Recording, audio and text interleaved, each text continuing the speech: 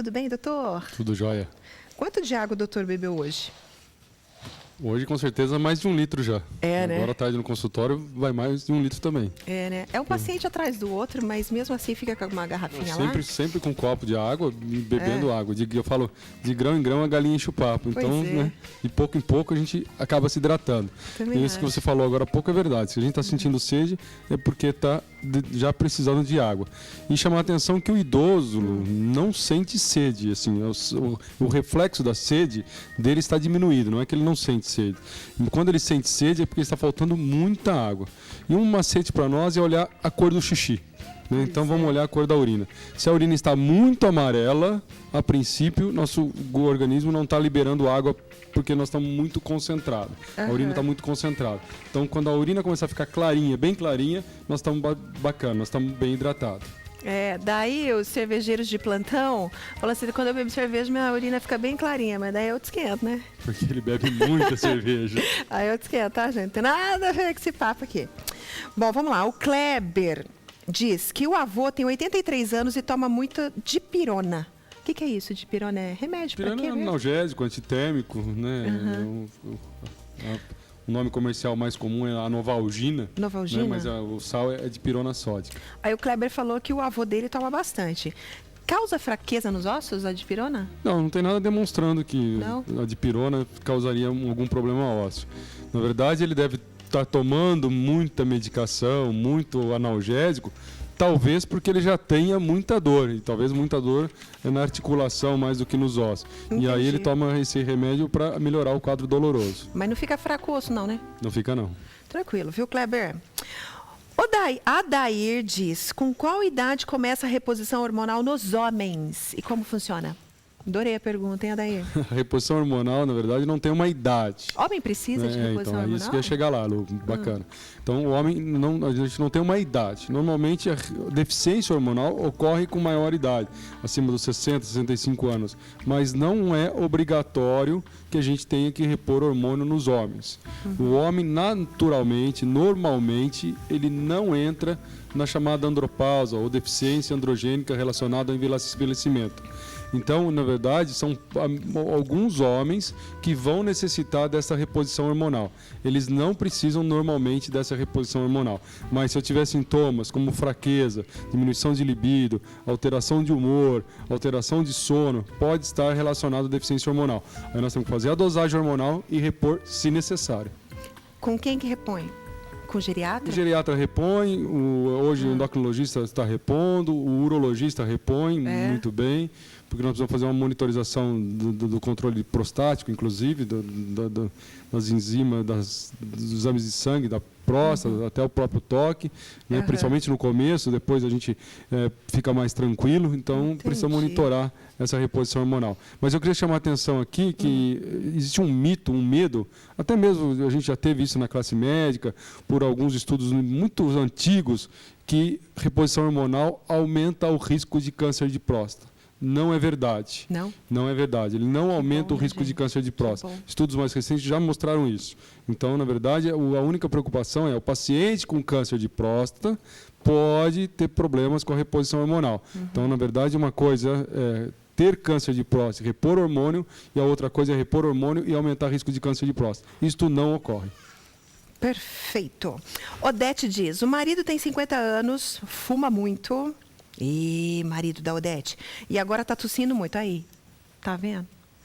Aí diz, a tosse está relacionada ao fumo? Precisa fazer algum exame? Provavelmente, né, doutor? Odete, muito provavelmente. Muito provavelmente. Tá certo? Então, ele precisa fazer uma avaliação, provavelmente vai ter que fazer um raio-x para começar essa investigação, né? E pode ser que ele já tenha uma doença pulmonar obstrutiva crônica, chamada DPOC, pode ser que ele já tenha alguma outra doença mais séria, então precisa fazer uma avaliação, e muito provavelmente relacionada com o cigarro. Nossa. A Michele diz, o marido tem 47 anos e bebeu muito por mais de 20 anos. A mulherada está preocupada com a saúde dos maridos aqui, ó. Tô gostando de ver, hein, meninas? Tô gostando de ver. O marido tem 47 anos, bebeu muito por mais de 20 anos. E agora ele bebe menos, está lúcido, mas não tem equilíbrio nenhum. Não consegue ficar parado sem apoio. Nossa, olha que sério isso. Fica balançando. Por quê? Provavelmente ele tem alguma lesão no cerebelo, né? Todo mundo pensa muito, quando a gente fala em tontura, pensa em labirinto, né? Labirintite, que todo mundo chama, mas na verdade no labirinto é uma das responsáveis pelo nosso equilíbrio, principalmente em questão de vertigem, mas o cerebelo é uma estrutura que é responsável pelo nosso equilíbrio. Então eu gostaria de pedir para ela levar ele ao neurologista para fazer uma avaliação, que é o profissional mais indicado nesse primeiro momento, para ver a situação. E pedir tanto para o marido da Odete quanto para ela, um para de beber e o outro para de fumar. Tá? Ficou a bronca do doutor aqui.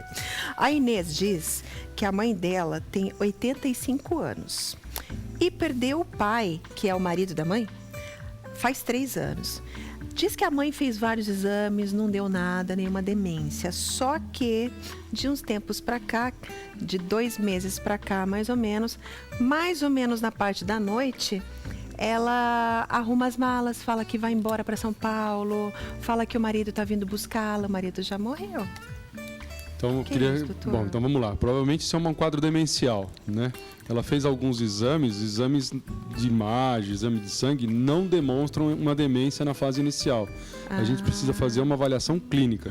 Esse sintoma aí é muito sugestivo de um quadro demencial, tá certo? Então, a gente precisa avaliar dentro das demências, provavelmente uma doença de Alzheimer, mas é muito sugestivo de um quadro demencial. Então, deixa eu entender, no início não aparece nos exames, é isso? No início não, nos exames não aparece.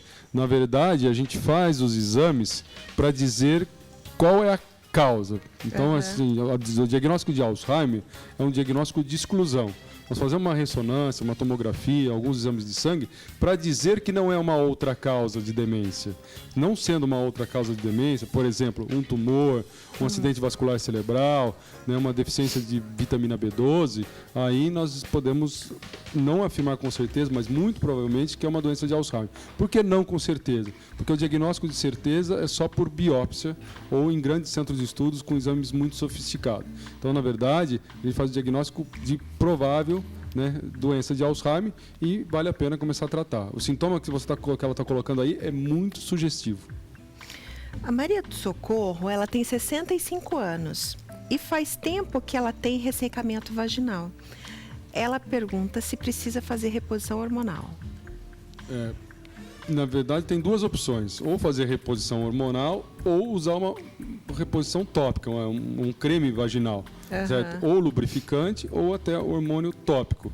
Então ela precisa discutir com a ginecologista dela qual seria a melhor indicação, se ela tem algum outro sintoma que não só secura vaginal, se ela tem calorões, o tal do fogacho, se ela tem irritabilidade, se ela tem insônia, que podem melhorar com a reposição hormonal. Então ela precisa discutir com o ginecologista, o médico dela, para discutir a melhor forma de melhorar esse sintoma. Mas é normal a mulher nessa fase de reposição hormonal ficar mais seca? Sim. Depois da menopausa, aí nós temos uma secura vaginal. Libido cai, um monte de coisa, né, doutor? Faz parte da alteração hormonal. Por isso que tem que fazer reposição hormonal, para tentar voltar um pouquinho isso Quando tudo, os sintomas são importantes, incomoda bastante, né, tem que fazer reposição hormonal, tomando alguns cuidados, porque a reposição hormonal aumenta alguns riscos. Risco de? Acidente vascular cerebral, trombose, então aumenta o risco de câncer. Então tem que ser... Mas vale a pena, então? Vale a Porque pena. de um lado conserta, né, gente? Do outro estraga. Então tem que ser bem pesado o risco e o benefício, primeira coisa. Os sintomas são importantes ao ponto de valer a pena a reposição. Tem que conversar muito bem para ver o histórico da família, né, se ela é fumante, não é fumante, várias coisas que aumentam o risco, que não só a reposição hormonal, e aí tentar fazer pelo menor tempo possível. Por quê, Lu? Porque apesar de aumentar o risco, como a gente está colocando, ela melhora a qualidade de vida dessa pessoa. Então nós temos que pensar também em qualidade de vida, né? Não só em quantidade. Então nós temos que monitorar de perto essa pessoa, essa paciente. O Pedro tem 54 anos. E desde rapaz, ainda é um rapaz, Pedro! 54 anos é rapaz lenha pra queimar, ainda. Pedro. E ele diz que ele tem um lombinho sebáceo pelo corpo todo. O que é lombinho sebáceo? O que é isso? Isso é o nome popular para lipoma. Lipoma é um acúmulo... Piorou, doutor, não entendi nada agora. Acúmulo de gordura localizada. Certo? Tá. Então eles fazem um abaulamento, mas aquela gordura ele pode apertar bastante, não dói. A característica disso do lipoma é indolor. É um sebinho. Né? E aí tem que retirar cirurgicamente. O único jeito é a retirada cirúrgica disso. Então, ele falou que sempre teve esse negócio aqui pelo corpo. Já tirou alguns, mas vai aparece ter que tirar outros. mais alguns. Daí ele falou assim, mas aparece mais. Tem cura? Não, vai ter que retirar quando aparecer. Apareceu, tirou. É só questão estética, não sei a quantidade que ele tem. Não é porque come muita gordura? Tem gente que fala assim, apareceu um sebinho porque tá comendo muita gordura. Não. Isso não tem nada a ver. É uma localizado. Eu mesmo tenho um aqui no braço e não como tanta gordura. Deixa eu ver. Eu teria que tirar todo o dialeto. Melhor Meio complicado aqui. Melhor deixa. Fala da Cristina pra mim, Fê, que eu não consegui notar. A Cristina, quando ela tinha 25 anos, ela tirou o útero. Hoje ela tem 37. O médico pediu na época para ela fazer uma reposição hormonal. Ela não quis fazer. Mas agora ela não sente prazer nenhum com o maridão. Pode ser porque ela não Pela fez retirada do útero, não. O útero não tem nenhuma função hormonal. O útero, a função dele é simplesmente receber o feto. Certo. Então, a retirada do útero não tem nenhum problema hormonal. Não traz aumento de risco de osteoporose, que ela retirou o útero lá muito cedo, e não tem nenhuma relação com hormônio. Então, não teria nenhuma alteração em relação ao libido. O que nós precisamos saber é se ela tirou o útero e os ovários. Aí sim, ela fez uma menopausa precoce. Inclusive, aí a reposição hormonal seria bem indicada para diminuir, inclusive, o risco de osteoporose. Porque se ela tirou os ovários, ela tem o risco aumentado de osteoporose, porque ela fez uma menopausa precoce cirúrgica. Quando tira o ovário, aumenta o risco de osteoporose? Sim, que é o grande momento que acontece depois da menopausa com vocês. Porque o aumento de osteoporose aumenta bastante para vocês depois da menopausa, porque cessa os hormônios naturais. Nossa. Então, com a queda de estrógeno, o estrógeno tem função no osso também, então com a queda de estrógeno nós aumentamos bastante o risco de osteoporose. Nossa, gente, como é bom aprender as coisas, né não? Olha só, quanta coisa boa. Adoro quando você vem, doutor. Estamos aqui toda terça. Muito obrigada mesmo, tá? Até a próxima. Até.